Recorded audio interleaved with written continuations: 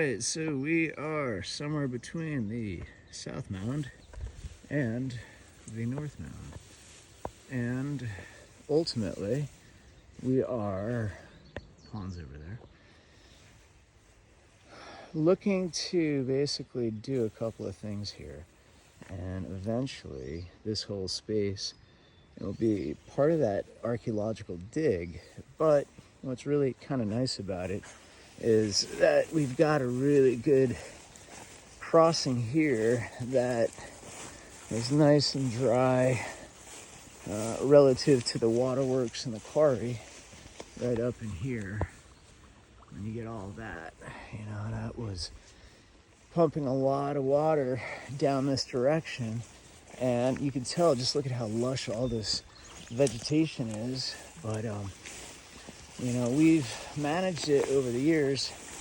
I do have to do a little brush cut, but what we're finding in here is definitely some boulders, some pieces of archaeological evidence that connect a little bit further up down that way through to the stoneworks over there and to the stoneworks just up here, which is where we're headed. So some people have asked about that space in between the triangles up at the the southern summit or mound, and the stoneworks here on the north mound where we're headed is something I haven't really done a lot of video on. So I'm just kind of coming through here quickly. You can tell some of our presence in this area. Dog Jeep. Kind of a fun little ornamental tree with the lights in the winter. That's always been festive.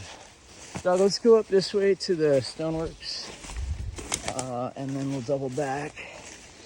But this is kind of ground zero for the historical component of, you can tell I put some ruts in here, and like one thing that I'm noticing is there's high ground up in here, so there's a ring of stoneworks that this is pretty much where we first found stoneworks of what I would say is archaeological significance.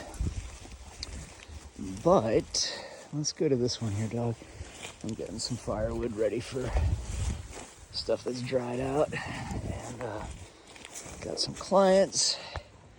And so here we have some of the original stoneworks that when I first found this, I was like, wait, there's something happening here.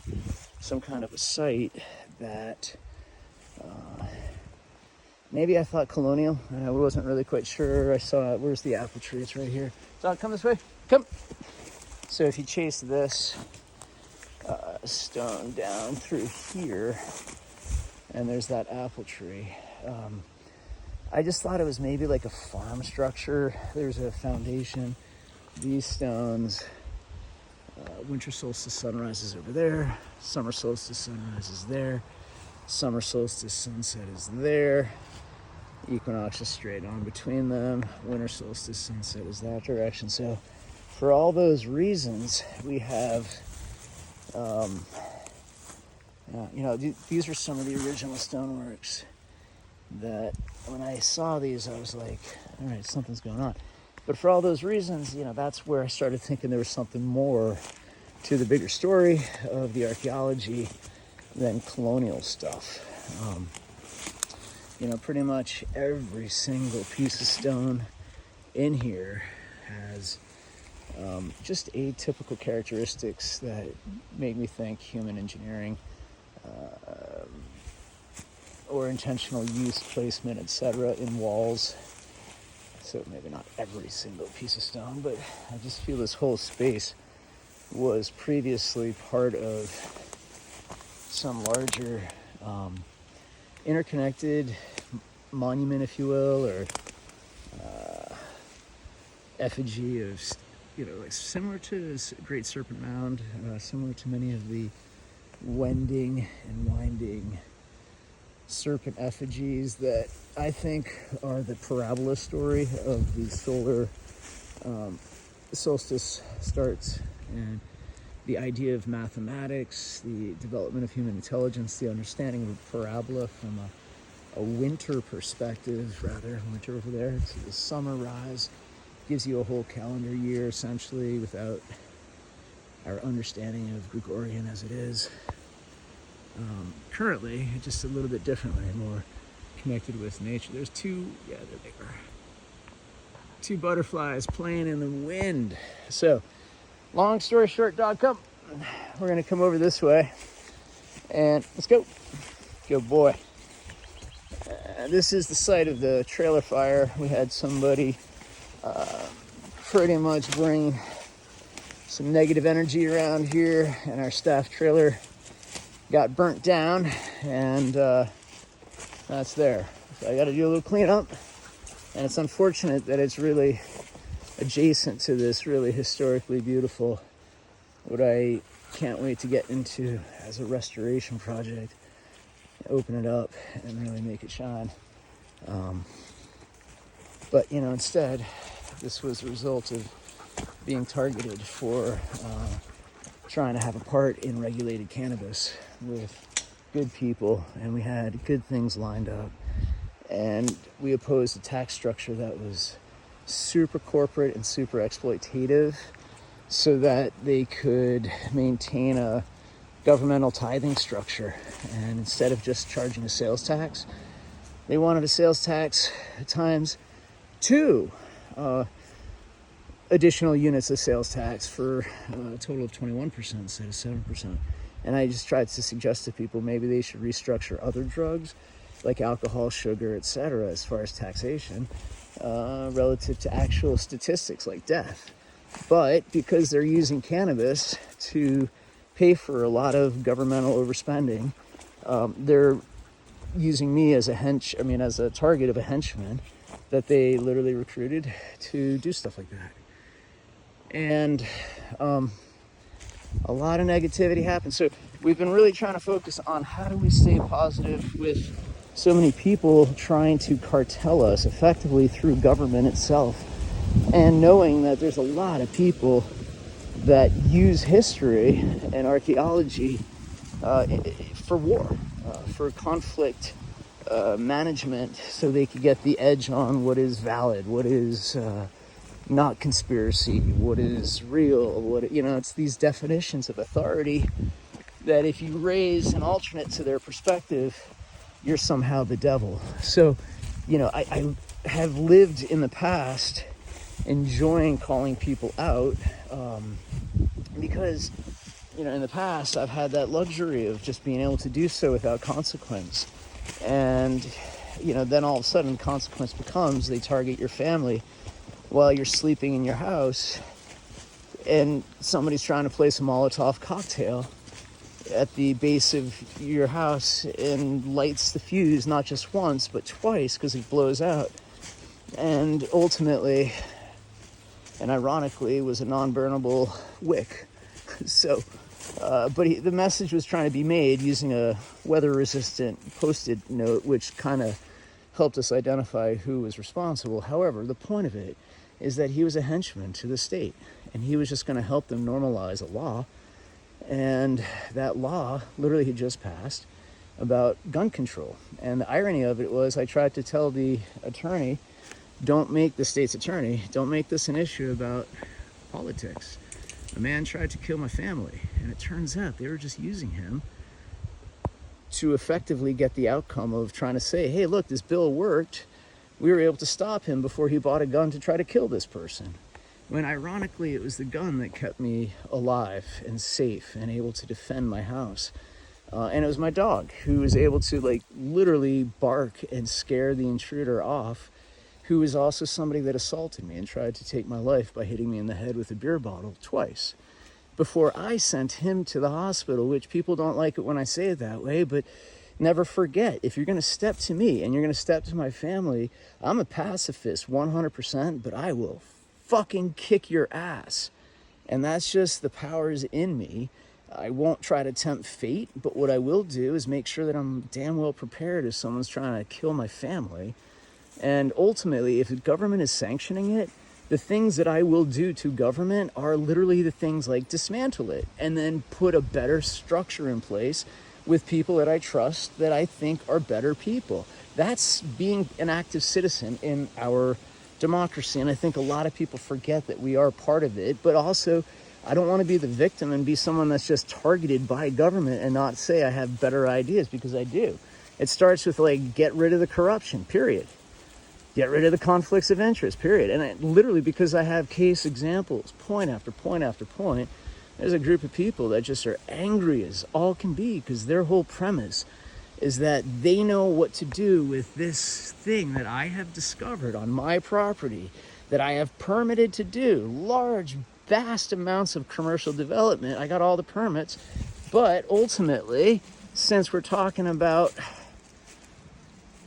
archaeology, I was the one to put the hold on it. And I literally was the one that said, hey, wait a minute, there's a neighbor that's extracting water for a group of people in a very specific gated community that operates with municipal governmental authority, but masquerades like they're not a for-profit organization, because they're not.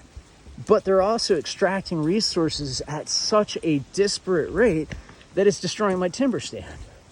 And so all of my spruce trees that we've now harvested and sit in a pile over here, there's a whole hardwood pile like that cherry there, but literally all that debris is just that, debris. It's not even good for pulp. It's basically hollowed out, excuse me, beetle barked, punked wood.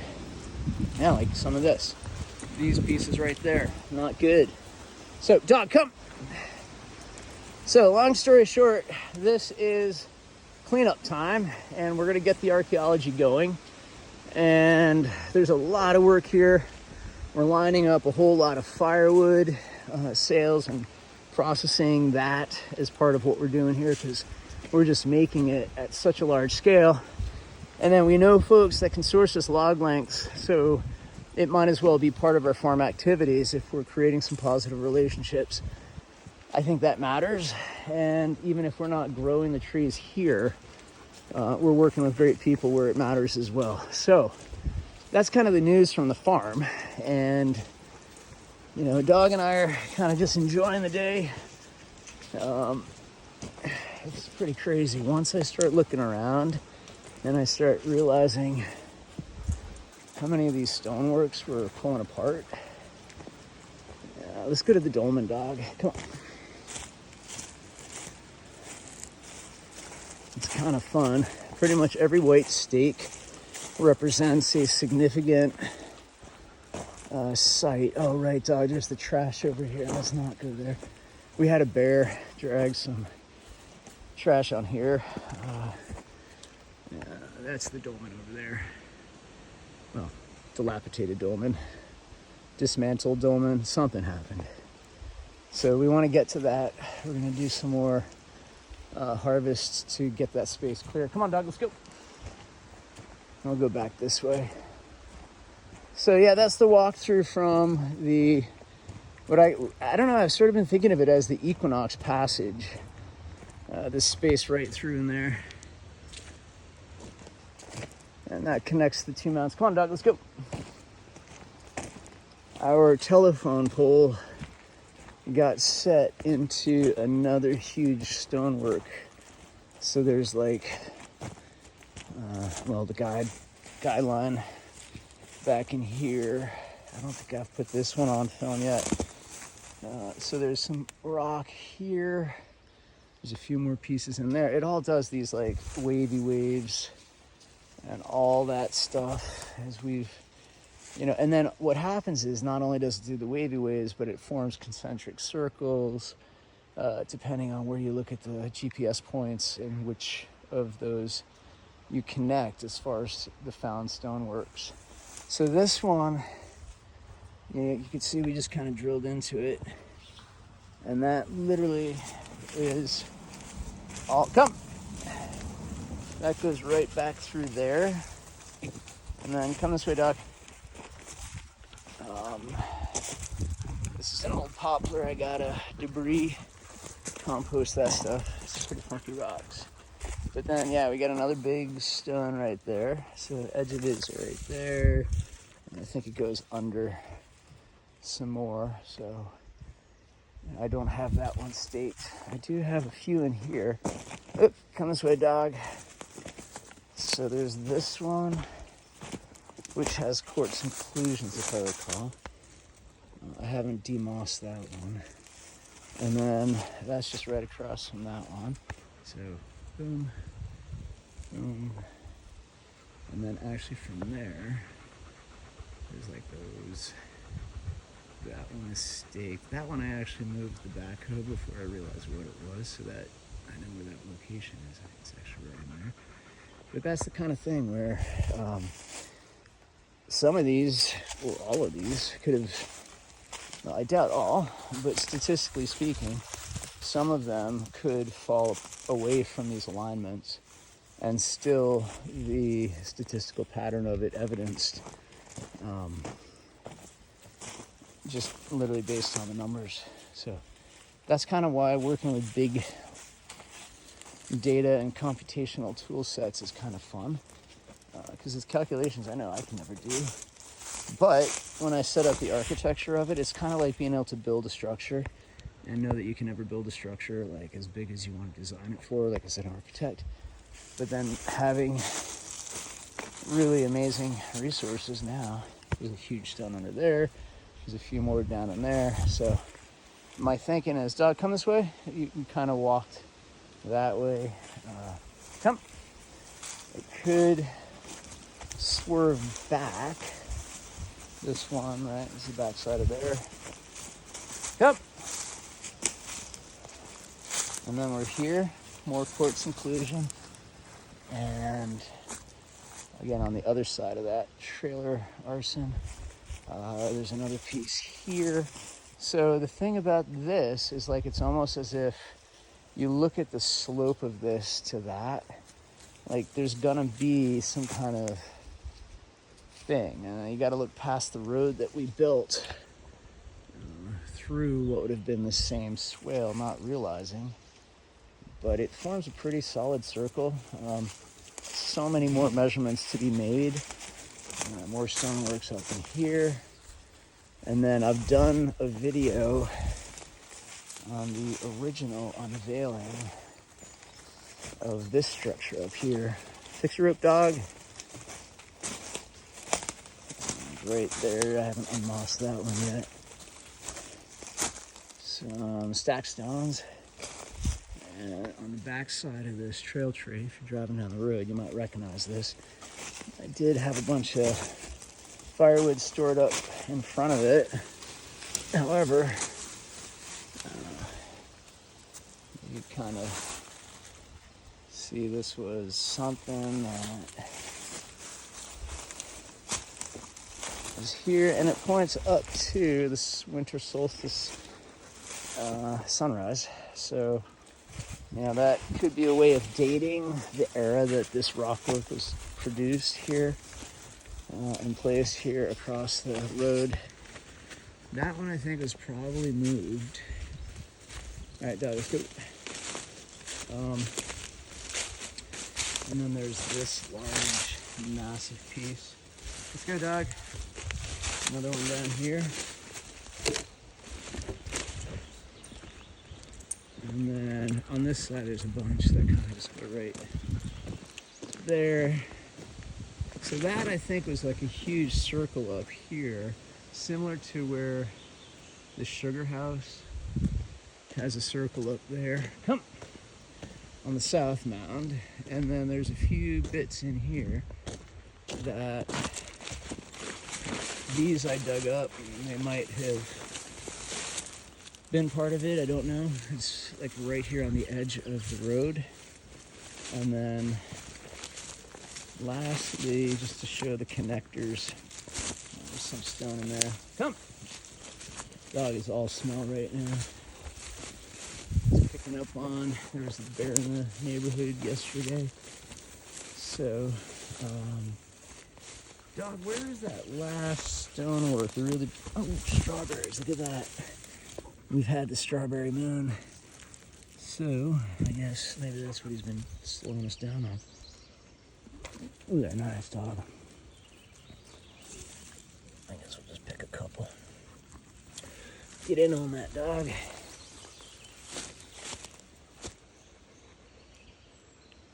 Oh, that's really nice. Yeah, there it is.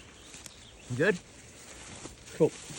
So, we kind of started here a little bit earlier after we came up. And so this whole area here